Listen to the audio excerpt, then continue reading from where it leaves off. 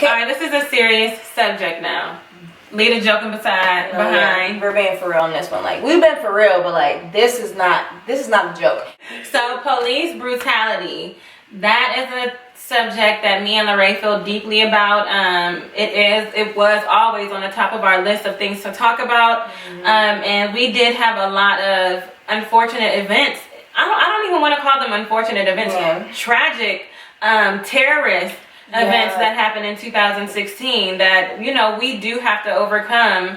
And you know, no, go ahead, I'm sorry. I was just going to say that's social injustice, and we really do have to be mindful of us really being black people. Like, even though we try to acclimate and, you know, adjust to this culture that we live in and this American culture, at the end of the day, they're always going to see you're a black person at the end of the day, no matter what, no matter how straight your hair is, no matter none of that. You are a black person, so you do have to be aware of that and do take precautions, more precautions than, you know, white privileged people do have to take. So I just want to touch on that, and so does Lorraine, so I'm going to pass it back to Lorraine.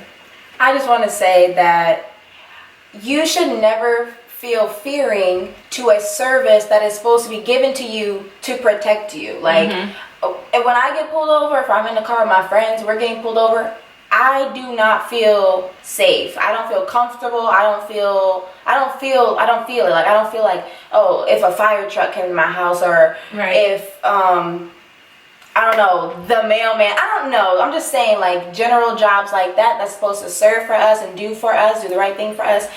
With the police officer, police academy and all that, I personally do not agree with it, because it's just too many reoccurring events of deaths, and the ratio between it being white victims and then black victims, it's a huge gap. Like, it's huge, and it's like, that's not cool. Like, that's crazy to me. Like, let me quote this. Our best friend Johnette, she don't want to be in the video, but she said that if we want change, we have to change within generations.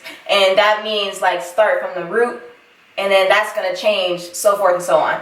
I paraphrased that, but that's basically what she meant, though. But so, for example, we need to start raising our children to want to be police officers, want to be judges, want to overturn those unjust situations and those unjust laws that we do have. So it starts with the way we raise our kids, and we don't want them to be rap stars. We don't want them to be strippers. We don't want that, because we're trying to better our culture, our race, our community, and grow and flourish, because we have black people magic, period. Black girl magic, yes, but we still have kings that we need in order to strive and flourish in our generation and community and world. So culture. That's another thing. Me and Rachel already have a video in the works for this whole entire topic right now about raising our kids the right way. We don't have kids, but raising, you know what I mean, like the next generation and the generation after that the right way. Like, you gotta start from the root. So basically, when you go to elementary school and all that, whatever, and it's like career day, whatever, and then like the teacher just be like, oh, what do you want to be when you grow up? And they're like, I want to be a doctor, or I want to be a police officer, or I want to be a firefighter. Okay, I don't know. This is not an accurate ratio percentage, but I want to say more than likely the majority of those people that claim that's what they wanted to be at a young age got lost in the sauce, because the teachers, nobody's showing you how to get there the proper way. They teaching you what you need to know in school for the time to pass this test to continue to move on to the next grade, but they're not showing you how to become a lawyer. They're not showing you how to become a doctor. They're not giving you these roadmaps to success. So Obama might have been the first, but he definitely shouldn't be the last, won't be the last. So the only requirements right now to be a president is you have to be 35. So I should see every educated, intellectual black man running to be the president of the United States. If not the president of the United States, just be or in the House. Official, anything. The senator. Anything. Mayor of your governor. Mayor. At this point, judge. At this point, we are Supreme Court. At this point, we are going to school for change. Like, we have to realize that. Like, if your major don't have nothing to do with trying to change the world, especially if you are a black person, then you might want to reconsider. And I'm not just saying, like, we just don't have time for like nothing. Lollygagging. We don't have time for that. And then now we got about 18 more days until Trump is in office. Not that we can change the world in 18 days, but we got to start somewhere. Right, exactly. And I do highly suggest every nationality, whether you're white, black, Puerto Rican, or Asian, to take a Pan-African Studies class. I want to stress the importance of education, and I feel like right now our education system is failing. You can look it up, immensely. The statistics that we are failing, and you won't know it because the United States isn't going to be like, hey, we're number 24 on education, but we're pretty low on education, and it's because we don't teach what we need to teach. Also, once it comes to culture, we don't teach other cultures. We don't teach the positive light of other cultures, which stems racism, which stems you feeling like you're better than. And I strongly feel like we need to reform the education system moving forward into 2017. That's something we do need to bring into 2017, is really to look at the education system and redlining. Also, the fact that my education here in Streetsboro was different than my education in Twinsburg, which was 10 minutes away from each other. We really do need to hone in and look at why is it different. What I'm supposed to be educating these children. They're supposed to have an education they're supposed to take to college, but why is it different? Yeah. Why are we not learning sexual education in, rural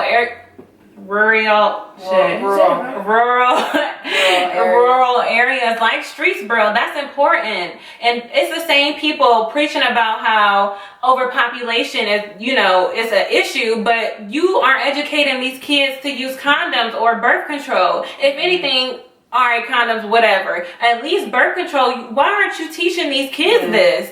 This is a necessity. This is what, if the parents don't do it, somebody has to. Yeah. So it's like, but then again, that is on parenting. It is on parenting, I will say, but a lot of this is blamed on parenting. Yes. Like the fact that black people need to teach their kids about African roots, about the kings and queens, about the foundations of black people. Even if you don't know the real facts, where we came from. You can give them a general thing, because I still wonder where I'm from, where my family's from. I know I'm American. I'm the 3rd, 4th, maybe 5th generation of American, but what else? I have ancestors. I'm not the first one from my generation. I want to know. Just so when I ask my Caucasian friend, they tell me everything. They tell me. I'm Irish. My dad's from such and such and such and such. Okay, we also want to touch on, hold on, let me just say this first. People who are viewing this, whether you're black, white, Puerto Rican, or Asian, black people go further back than just slavery. Yeah. And if that's the only thing you know about black people or African people, you need to do your research. That means your education was terrible. That means that your textbook was racist, and it was written by, people who want to stay suppressing people of color. And that's the thing. America's supposed to be so diverse, but why are we only learning American history? Right. If we are so diverse and we have so many different ethnicities here, why are we not learning about everybody else? What's up with the Asians? What's up with the Indians? What's up with everybody else? Why we can't learn everything? Why we only got to learn about here? And America hasn't been here forever, so what? Y'all just opened up a book and was like, "Yep, we're gonna start here today." That doesn't make sense. And I also want to touch on the fact that the only thing I learned about Asian culture was the fact that we put Japanese people in concentration camps, which is, first of all, that was wrong, completely wrong of America to do, because it's like y'all the ones pointing the finger at Hitler, but y'all did the same thing here in America. But I won't even touch on that, because it's gonna make me look like I'm a damn anti-American. No, and another thing, my fellow black people out here, we are not African American.